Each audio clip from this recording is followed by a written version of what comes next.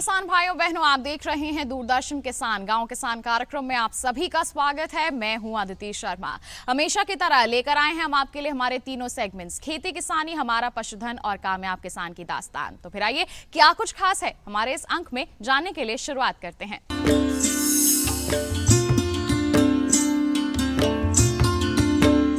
आइए कार्यक्रम की शुरुआत करते हैं खेती किसानी सेगमेंट के साथ। बता दें आपको कि खेती किसान के क्षेत्र में यानी कि कृषि के क्षेत्र में क्या कुछ खास गतिविधियां हो रही हैं जो कि आपके लिए फायदेमंद साबित हो सकती हैं। आइए नजर डालते हैं हमारे सेगमेंट पर।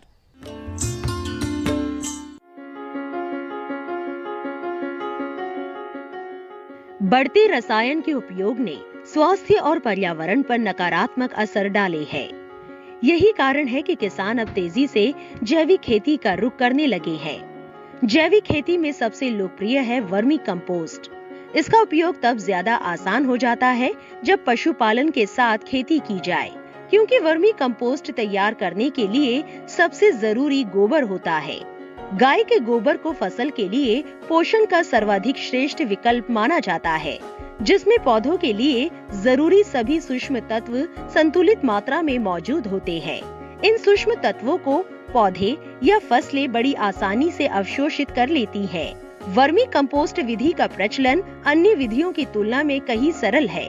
इसमें खाद बनने में ज्यादा समय नहीं लगता, साथ ही इसका भंडारण भी सहज होता है।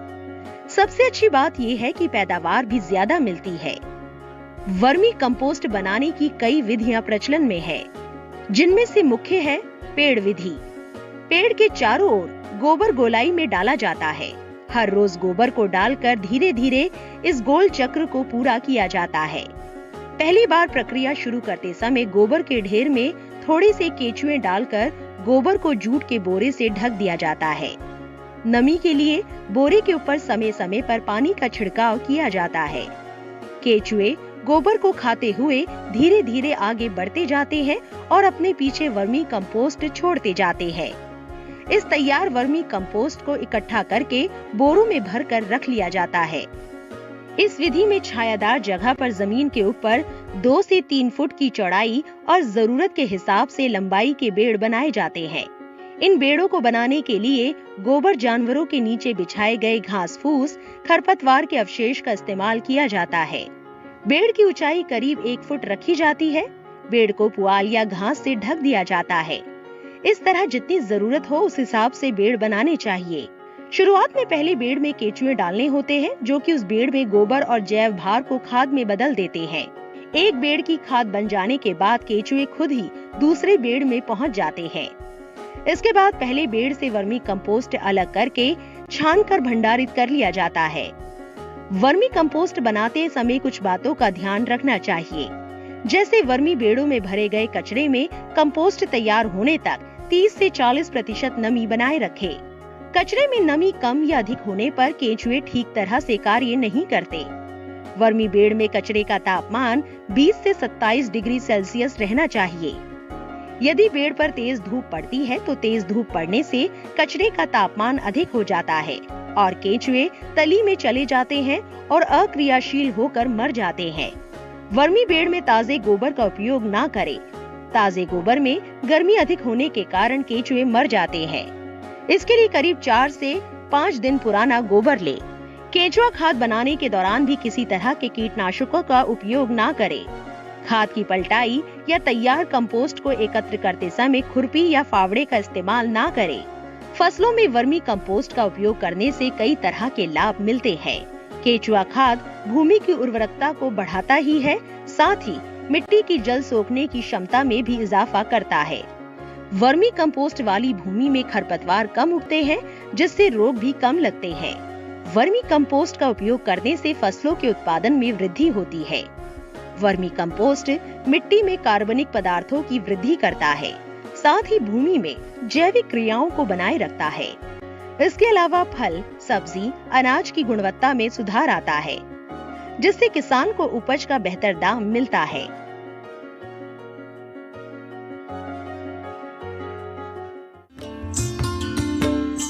इसी के साथ किसान भाइयों बहनों कार्यक्रम में वक्त हो चला है एक छोटे से ब्रेक का। कहीं मत जाइए, जल्द ही हाजिर होंगे। ब्रेक के बाद हम आपको दिखाएंगे हमारा सेगमेंट हमारा पशुधन। बने रहिए दूरदर्शन किसान पर, देखते रहिए हमारा कार्यक्रम गांव किसान।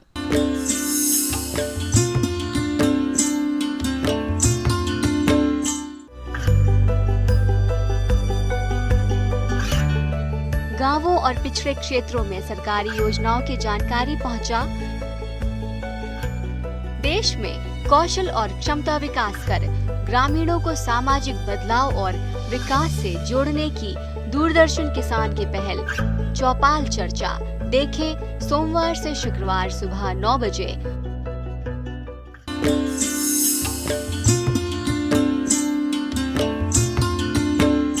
ब्रेक के बाद दूरदर्शन किसान के कार्यक्रम गांव किसान में आप सभी का फिर से स्वागत है। अब कार्यक्रम में वक्त है हमारा पशुधन सेगमेंट का, जिसमें हम आपको बताएंगे कि पशुपालन क्षेत्र से अगर आप जुड़े हुए हैं या फिर जुड़ना चाहते हैं तो किस तरह के प्रबंधन कार्य आपको करने की जरूरत है जिससे आप अच्छी आमदनी अर्जित कर सकते हैं। आइए इन तमाम जानकारियों के लिए नजर डालते हैं हमारे सेगमेंट पर।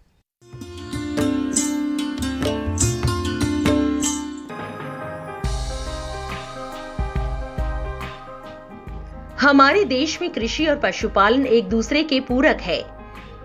यदि हमें कृषि को मजबूत बनाना है तो पशुपालन में भी विशेष काम करने होंगे। इसी को ध्यान में रखते हुए माननीय प्रधानमंत्री की अध्यक्षता में आर्थिक मामलों की मंत्रिमंडल समिति ने विशेष पशुधन सेक्टर पैकेज के क्रियान्वयन को मंजूरी दे दी। ये कदम अगले 5 सालों के लिए है जो 2021-22 से शुरू होगा। इसके कई लाभ है, जिसके तहत पशुधन क्षेत्र में विकास को प्रोत्साहन मिलेगा। पशुपालन से जुड़े 10 करोड़ किसानों को मिल सकेगा लाभ। पैकेज के तहत सरकार अगले 5 वर्षों के दौरान 54,618 करोड़ रुपए का कुल निवेश जुटाने के लिए 9,800 करोड़ रुपए की सहायता देगी। राज्य सरकारों, राज्य सहकारिताओं, वित्तीय संस्थानों, बाहरी वित्तीय एजेंसियों और अन्य हितधारकों के निवेश शामिल है। इसके आधार पर विभाग की सभी योजनाओं को 3 वृहद विकास योजनाओं की श्रेणी में समाविष्ट कर दिया जाएगा।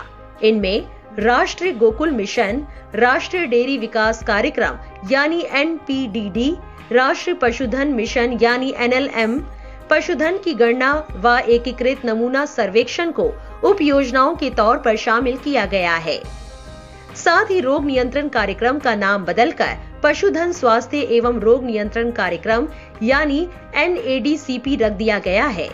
इसमें मौजूदा पशुधन स्वास्थ्य व रोग नियंत्रण तो है ही, लेकिन इसके साथ ही राष्ट्रीय पशु रोग नियंत्रण कार्यक्रम और अवसंरचना विकास निधि को शामिल किया गया है। उल्लेखनीय है कि पशुपालन अवसंरचना विकास निधि और डेयरी अवसंरचना विकास निधि को आपस में मिला दिया गया है और इस तरह से अवसंरचना विकास निधि तैयार की गई है। डेयरी गतिविधियों से जुड़े डेयरी सहकारिता और किसान उत्पादक संगठनों को भी इस तीसरी श्रेणी में शामिल कर लिया गया है ताकि डेयरी सहकारिताओं को भी सहायता मिल सके। इस अभिनव प्रयास से राष्ट्रीय गोकुल मिशन से स्वदेशी प्रजातियों के विकास और संरक्षण को मदद मिल सकेगी, जिससे गांव के गरीब लोगों की आर्थिक हालत में भी सुधार हो सकेगा। राष्ट्रीय डेयरी विकास कार्यक्रम योजना का लक्ष्य करीब 8,900 कूलरों को लगाने का है, जिसमें दूध रखा जा सके। इस कदम से 8 लाख से अधिक दुग्ध उत्पादकों को फायदा होगा और 20 LLPD दूध की अतिरिक्त प्राप्ति संभव होगी। NPDD के अंतर्गत जापान इंटरनेशनल कोऑपरेशन एजेंसी यानी GICA से वित्तीय सहायता मिलेगी, जिससे 4,500 गांवों में नई अवसंरचना का निर्माण होगा और गांव शक्ति संपन्न होंगे।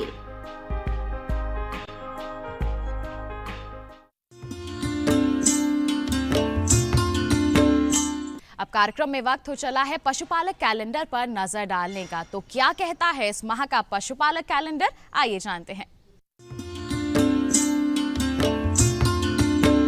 जुलाई माह का पशु कैलेंडर 2021 जुलाई माह में ध्यान देने वाली बातें। इस माह में वर्षा ऋतु आने की संभावना रहती है, अतः पशु परिसर को सूखा एवं साफ रखना चाहिए तथा गर्मी एवं नमी जनित रोगों से पशुओं को बचाना चाहिए। खुरपका मुंहपका यानी FMD, गला घोटू यानी HS, लंगड़ा बुखार या कृष्णजंघा यानी BQ, इंटेरोटॉक्सीमिया रोग के टीके यदि नहीं लगाए गए हों तो अब अवश्य लगवा दें। इस माह में भैंसों का ब्यान शुरू हो जाता है, अतः प्रजनन संबंधी सावधानी के साथ नवजात की सुरक्षा हेतु पूरी जानकारी प्राप्त होनी चाहिए। जैसे पैदा होने के साथ बच्चे के नाल को 1.3 से 2 इंच पर धागे से बांधकर एवं नए ब्लेड से काटकर टिंचर आयोडीन लगाना चाहिए। चारे के लिए मक्का की दूसरी फसल बोने का उचित समय है। बीज मात्रा 25 से 30 किलोग्राम प्रति एकड़ प्रयोग करें। इसी के साथ कार्यक्रम में वक्त हो चला है एक और छोटे से ब्रेक का। आप कहीं मत जाइए, ब्रेक के बाद हम आपको दिखाने वाले हैं हमारा अगला सेगमेंट, कामयाब किसान की दास्तान। बने रहिए दूरदर्शन किसान पर और देखते रहिए हमारा कार्यक्रम गांव किसान।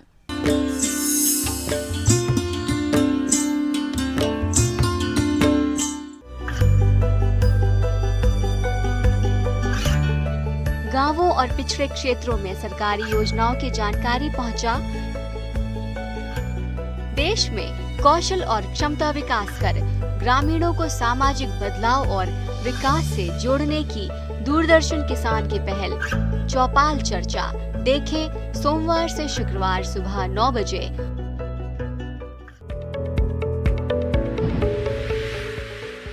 खुशहाल होंगे खेत, पशु रहेंगे स्वस्थ, सरकारी स्कीम का होगा लाभ, जब एक्सपर्ट्स का मिलेगा साथ, आपके सवाल विशेषज्ञों के जवाब, सिर्फ एक फोन कॉल की दूरी पर। देखिए किसानों का अपना प्रोग्राम हेलो किसान, सोमवार से शुक्रवार शाम 6 बजे से सिर्फ दूरदर्शन किसान पर।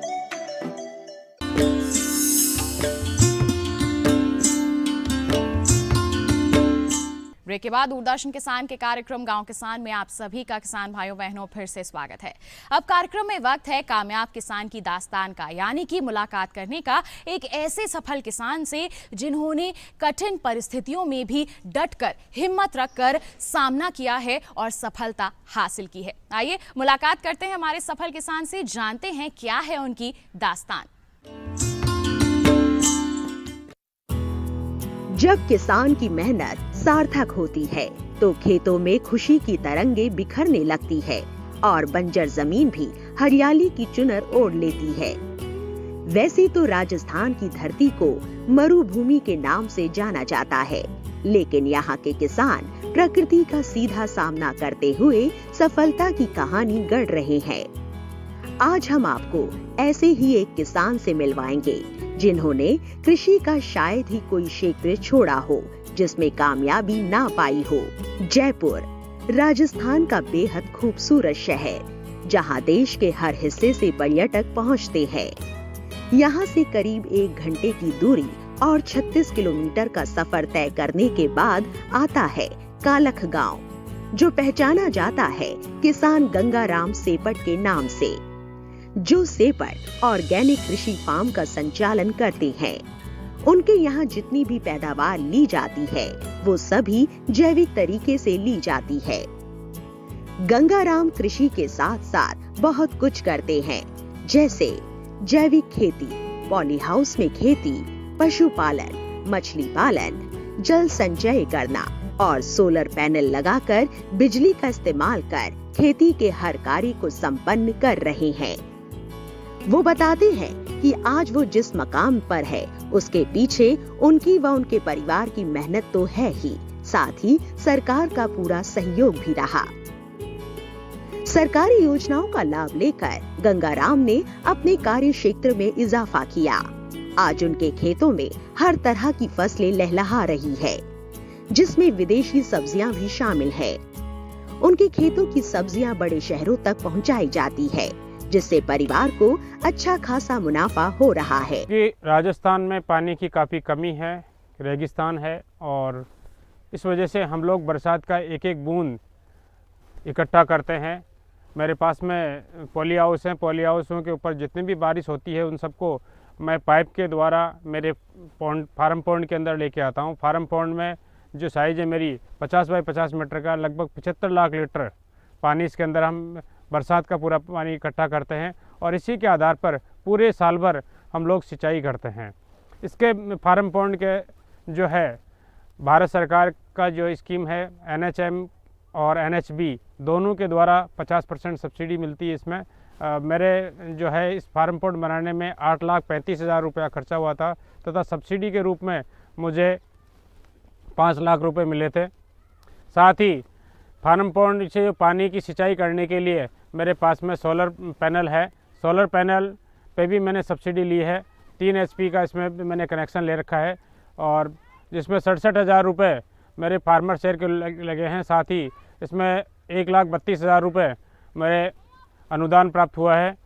इस फार्म पॉन्ड के अंदर मैंने 7 प्रकार की मछलियाँ डाल रखी, जिसमें 3 प्रकार की देसी मछलियाँ हैं और 4 प्रकार की विदेशी मछलियाँ हैं, जो अलग अलग लेयर में अपना भोजन करती है। और देसी मछलियों में कटला है, रोहू है और मरगला है, और विदेशी में कॉमन कॉर्प है, गोल्डन कॉर्प, सिल्वर कॉर्प और ग्रास कॉर्प है।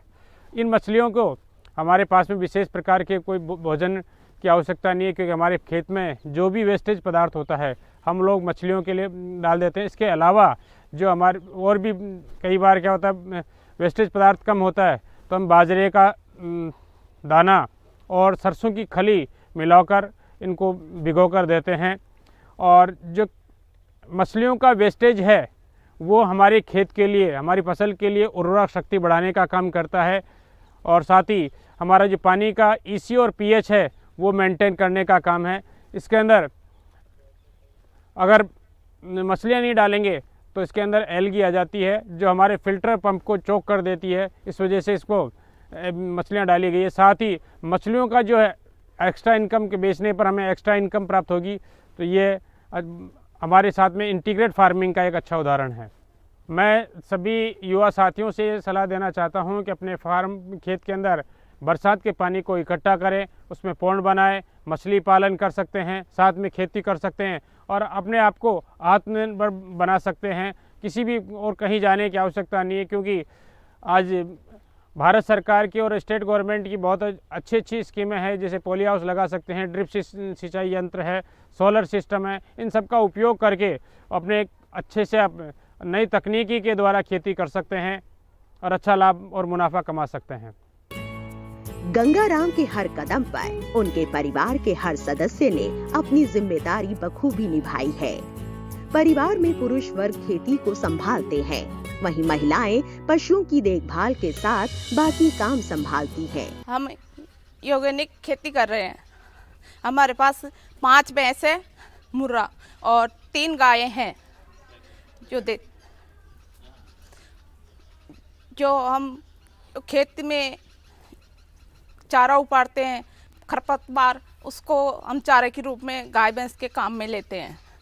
2 टाइम इनका दूध काम में लेते हैं, निकालने में चारा डालते हैं, गोबर डालते हैं, वो सब काम में लेते हैं। और इसको बंटा देते हैं 2 टाइम। और इसका गोबर है जो हमारे खेत में काम आता है। सुबह शाम इनको 3 बार चारा डालना पड़ता है और बाकी इनका 2 बार दूध निकालना पड़ता है। इनको 2 बार पानी पिलाना पड़ता है और 2 बार दूध निकालते हैं। रात में सर्दी के टाइम में अंदर रखते हैं और धूप के टाइम में बाहर रखते हैं। और गर्मी के टाइम में दिन में, धूप के टाइम में अंदर रखते हैं और बाहर शाम सुबह बाहर रखते हैं, रात को भी बाहर रखते हैं गर्मी के टाइम में। गर्मी ना लगे इसके रंजका देते हैं, इनको नहलाते हैं, टाइम से पानी पिलाते हैं, छाया में बांधते हैं। इसके गर्मियों में इनको नहला देते हैं और बाहर छाया में बांध देते हैं। खाने पीने में चारा डालते हैं, हरिया जो खरपतवार निकालते हैं वो डाल देते हैं। और बंटे के रूप में जो बंटा होता है, हमारे बाजरा होता है, गेहूँ होते हैं, जो उनको रांध के इनको खिलाते हैं बंटे के रूप में। भैंस का दूध 10 से 12 लीटर होता है और गाय का 15 से 20 लीटर होता है। तो हम जैसे घर में 20 लीटर काम आता है तो वो रखते हैं और बाकी का हम डेयरी में देते हैं। और जैसे गिर गाय का दूध या घी किसी को चाहिए तो हम वो भी उपलब्ध करते हैं। और गाय का गूंत होता है, उसको हम फसल में काम में लेते हैं, गोबर को भी काम में लेते हैं। हम जीविक भी जैसे इसको काढ़ा वाड़ा भी देते हैं, अजवान वगैरह खिलाते हैं और उससे इलाज भी करते हैं, नीम के पत्ते खिलाते हैं। और बाकी नहीं होता पाता है तो डॉक्टर को भी दिखाते हैं। घर में सजे सारे पुरस्कार इस बात को स्पष्ट करते हैं कि सेपट परिवार अपने क्षेत्र ही नहीं बल्कि पूरे राजस्थान के लिए किसी मिसाल से कम नहीं, जो प्राकृतिक संसाधनों को बेहतर इस्तेमाल कर खेती को नए आयाम देने में सफल रहे हैं। आज कालक की जो तस्वीर है उसके पीछे किसानों की अथाह मेहनत छुपी है। जो आने वाली पीढ़ी के लिए किसी अनुपम भेंट से कम नहीं है।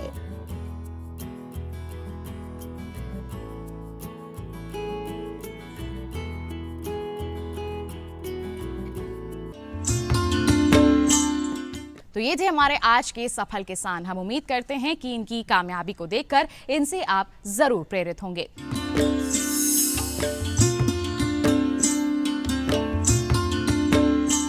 तो बस किसान भाइयों बहनों, आज के लिए इतना ही। अगले अंक में फिर मुलाकात करेंगे आपसे। तब तक के लिए हमें दीजिए इजाजत। आप बने रहिए दूरदर्शन किसान पर। नमस्कार।